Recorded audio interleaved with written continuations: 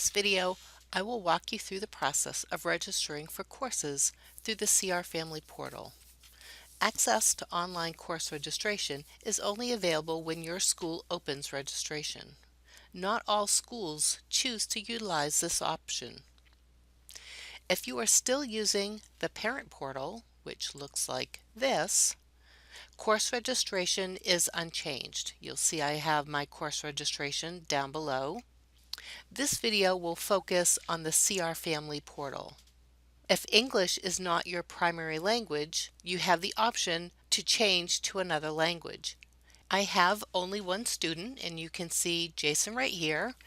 And to access the online course registration, we're going to go all the way over to the right. We're going to click on the More menu, and we are going to select Course Registration.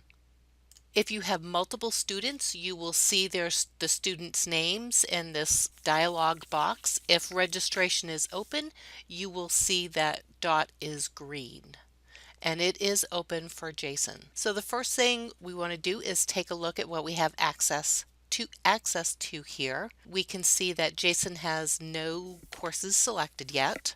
We do have a note from the school in this blue box. So it does let us know that registration closes on April 27th and that we need to finalize the course selections before that date. And it is reiterated up here as well that we see the student's name, the school year that registration is open for, and the date that it will close.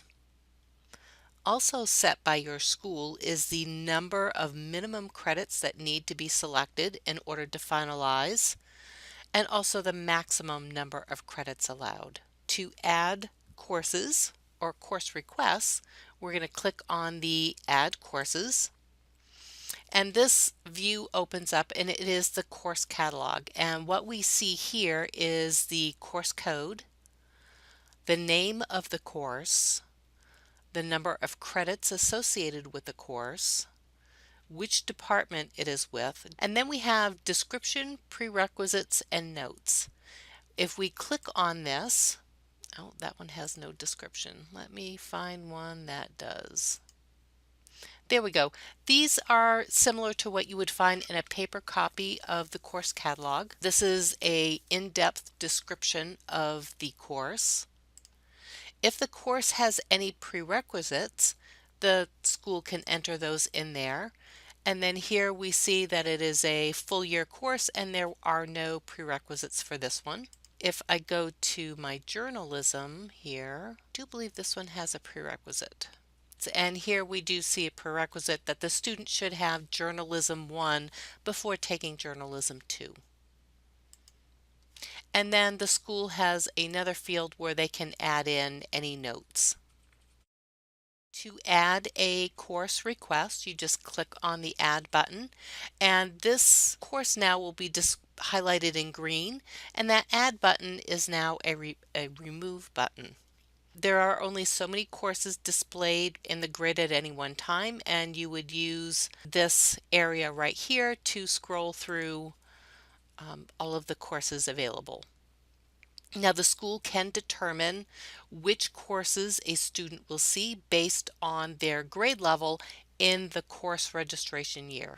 So right now my student is currently in the 11th grade, but for course registration purposes, which is the school year coming up, he has already been changed to a 12th grade student. So we are going to select his classes. All right, so I have selected some courses. Now I'm going to close this view. When I come in here, I can see that the grid now has courses populated.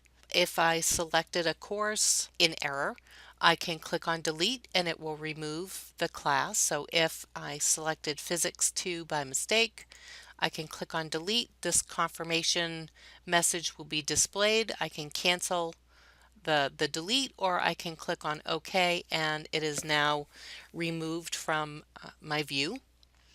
I can see the total number of courses that I have selected as well as the total number of credits. Now remember, we're looking for a minimum of 5 credits and a maximum of 11. Now if I were to try to finalize my request right now, so I'm going to click on the Finalize Course Request, and you really do want to be mindful of when you click on that, because once you have finalized the course request, then the student will not be able, you will not be able to change anything through the CR Family portal. Any changes would have to be made at school, talking to the student's guidance counselor or advisor. I am going to finalize, and you'll see this warning message. Careful, once you finalize, you will no longer be able to change your course requests. Are you sure you want to continue? I'm going to say yes, because I know it's not going to finalize. So we have this message up here in the pink highlight bar there. You must register for at least 5 credits. You currently have selected 3 credits. You will need to increase your credits before you can finalize. A similar message will display if I had exceeded the maximum credits of 11. So I'm just going to close that. Through the magic of television, I am going to finish selecting some courses. So now Jason has a total of 6 credits selected, so I know he has reached the minimum amount and has not exceeded the maximum amount. We recommend that you print off the courses that the student has requested, and we provide a report for you that is just one click away. So I'm going to click on my print course request list, and it is going to generate a PDF document. And here we go. So it has my son's name, Jason. It has his student ID number and various school information. It also has the course code, course name, number of credits, and the department that the course is associated with.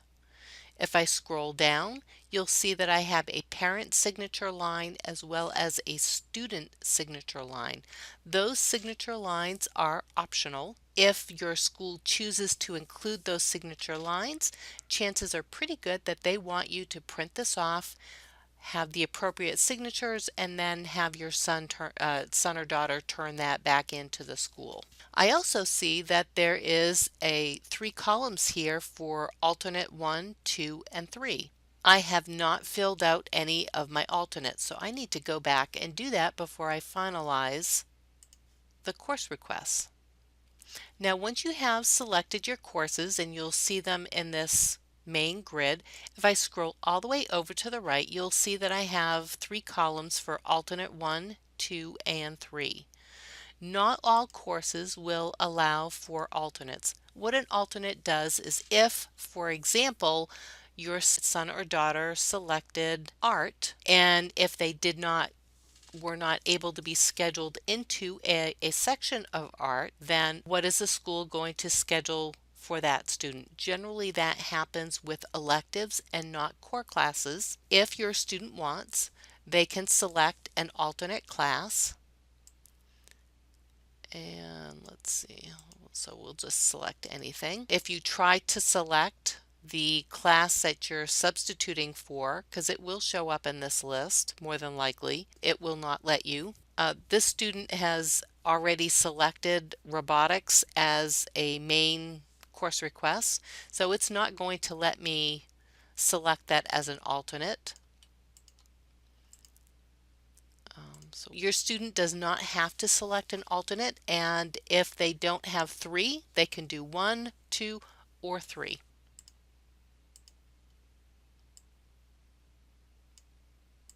If I were to print my course requests, it's going to select those alternates. Now we also have the transfer status. We're going to take a look at this once we finalize. I'm sure we're going to see that that's going to be finalized. There is another option here that I currently have turned off in my demo database. So I am going to pause this video and turn that back on and log back in. Alright, so I've made some changes and I have logged back in, and now you'll see that I have a graduation requirements button. This is also an optional setting that your school can share this information with you.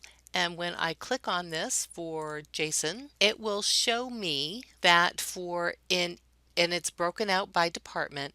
It will show me past school years and how many credits he has earned in each department. So I can see that he has earned three English credits, and this year, which is my 17-18 school year, he is enrolled in a 1 credit English class but has not completed the class yet. So it shows which credits have been earned and which credits the student is currently enrolled in. So the graduation requirements should be posted on your school's website as to how many credits your student needs in each area. It does give a total credits earned and a total credits enrolled. Very useful information, especially if you're a senior and if you are in any deficit in any particular area of credits that are needed for graduation. So I think we're ready to finalize. So I'm going to click on Finalize. And again, we have that same confirmation message, and I am going to click OK. Up in the top bar here, we can see highlighted in a green bar is that the request courses have been finalized. We also see that for this student there is another message saying that the course requests have already been finalized. A course request list can still be printed. In the old parent portal, once you have finalized your course requests, you are not able to print off that report. So I am going to open up that report again, and you can see in the transfer status that it is finalized.